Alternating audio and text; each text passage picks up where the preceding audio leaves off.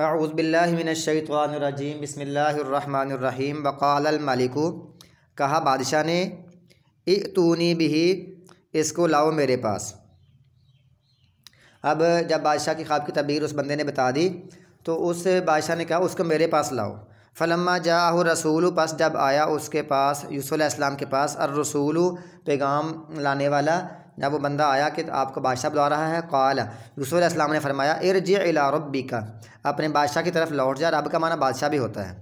فاسألہ، اس سے پوچھ، ما بال النسوۃ اللاتی قطعن ایدیہن، کیا معاملہ ہے ان عورتوں کا جنہوں نے بری طرح کاٹ لیے تھے اپنے ہاتھ۔ اللاتی، یہ جمع ہے اللاتی کی، اللاتی اللہ تعانی، اللہ تعینی، اللاتی مختلف یہ جمع کے الفاظ ہوتے ہیں مؤنث کے لیے، جنہوں نے بری طرح کاٹ لیے تھے اپنے ہاتھ، ان کا کیا معاملہ ہے۔ ان ربی بکیدہن علیم، بے شک میرا رب ان کے منصوبے کو علیم، خوب جاننے والا ہے۔ یہاں پھر یوسف علیہ السلام نے پوچھا کہ شاید، اب دیکھیں اس میں علم کی کتنی فضیلت ہے۔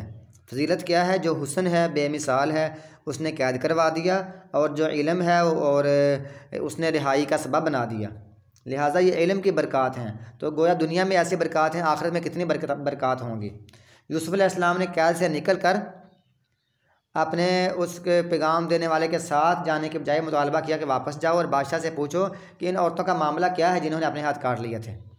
میرا رب ان کے خوب جاننے، ان کے فریب کو خوب جاننے والا ہے۔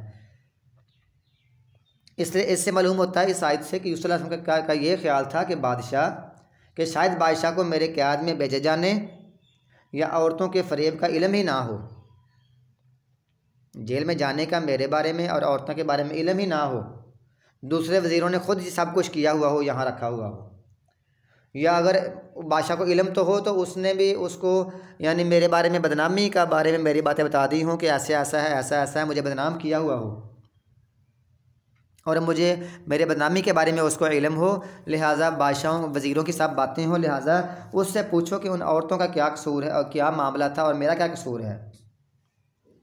اسی طرح اور عام لوگ بھی سمجھتے ہوں کہ قصور ہے یوسف علیہ السلام کا، تو یہ سب باتوں کو یوسف علیہ السلام نے سوچتے ہوئے فرمایا کہ میں نے نہیں نکلنا، پہلے وہ معاملہ کلیئر کرو۔ پھر بادشاہ نے سب عورتوں کو بلایا، پوچھا، قال ما خطبکن، کہا تمہارا کیا معاملہ ہے۔ اذ راوتن یوسف عن نفسہ، جب تم نے پھسلایا تھا یوسف کو اس کی جان کے بارے میں۔ یہ تننا ہوتا ہے عورتوں کے لیے، اس کی جان کے بارے میں تم نے پھسلایا تھا۔ تو اب بتاؤ، بندے ہو تو تم ہوتا ہے، عورتیں ہو تو تننا ہوتا ہے۔ تم نے پھسلایا، اس کا مطلب ہے کہ عورتیں وہ بھی اس میں شامل تھیں، مکر و فریب میں، یوسف علیہ السلام کو اپنی طرف مائل کرنے میں، اپنے ساتھ برائی پر ابھارنے میں، یہ بھی شامل تھیں۔ یہ نہیں کہ وہ اس کا حسن دیکھنا چاہتی تھی، حسن نہیں بلکہ ان سے برائی کا ارادہ رکھتی تھی۔ قلنا، انہوں نے کہا، یہ عورتیں ہیں نا، انہوں نے کہا، یہ ہے قالا، قالا، قالو، قالت، قالتا، قلنا، ان عورتوں نے کہا، یہ جمع کا صیغہ ہے۔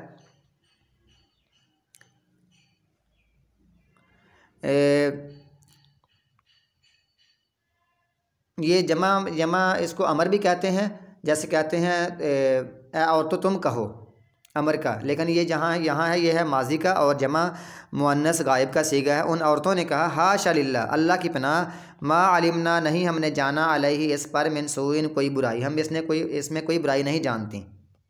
اب جب ان عورتوں نے بھی کہہ دیا جنہوں نے بڑی کوشش کی تھی کہ اس یوسف میں کوئی برائی نہیں ہے، تو جب سارا راز کھل گیا، پتہ چل گیا، یوسف تو ادھر ہی تھا نا، یوسف ادھر تھے جیل میں، لیکن یہاں یہ باتیں ہو رہی تھیں۔ قالت امرأۃ العزیز الآن، کہا عزیز کی بیوی نے، الآن، اب تو، حسس الحق، حق خوب واضح ہو گیا ہے۔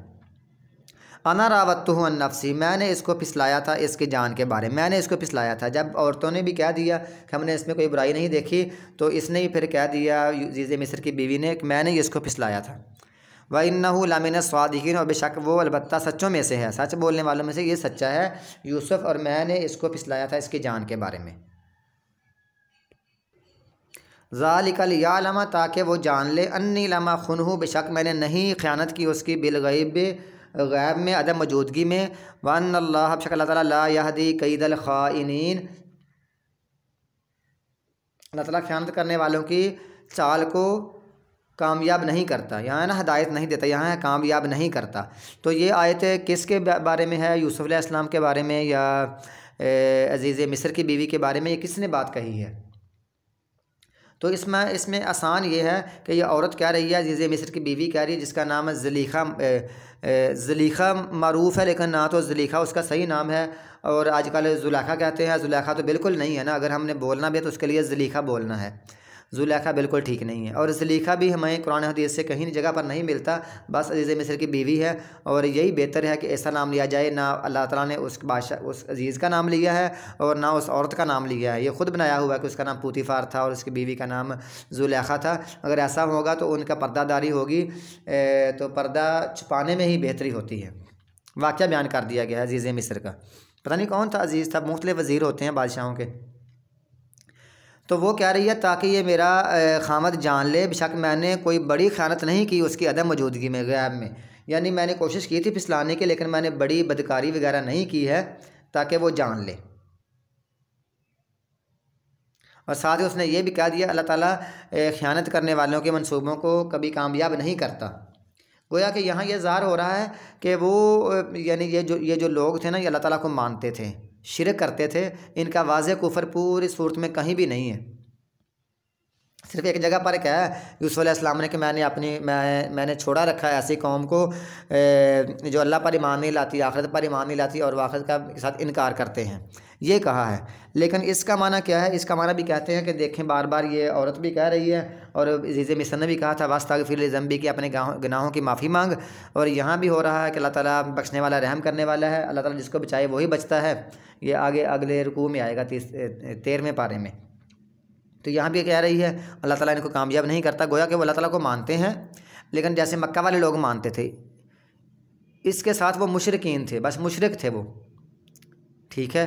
تو اللہ کو مانتے ہوئے شرک کرتے ہیں، پھر جب اللہ کو مانتے ہیں تو شرک بھی کرتے ہیں، آخرت پر بھی پھر اتنا یقین نہیں رکھتے، تو ان کا معاملہ اتنا ملا جلا ہی ہے۔ آگے انشاءاللہ تعالیٰ ہم اگلے پارے میں باقی رکوع کی تفسیر پڑھیں گے، اور آج 7 تاریخ ہے، 7 دسمبر ہے، الحمدللہ ہمارے 13 پارے مکمل ہو چکے ہیں۔ 12 پارے یہ ہیں 7 دسمبر 2021، اور یہ ہجری سال ہے، یہ ہے 1443 ہجری۔ ہم ریکارڈ الحمدللہ 13 پارے ہو گئے ہیں، پہلے 12 پارے اور آخری 30واں پارہ۔ اللہ تعالیٰ ہمیں اس کو سمجھنے اور اس پر عمل کرنے کی توفیق عطا فرمائے۔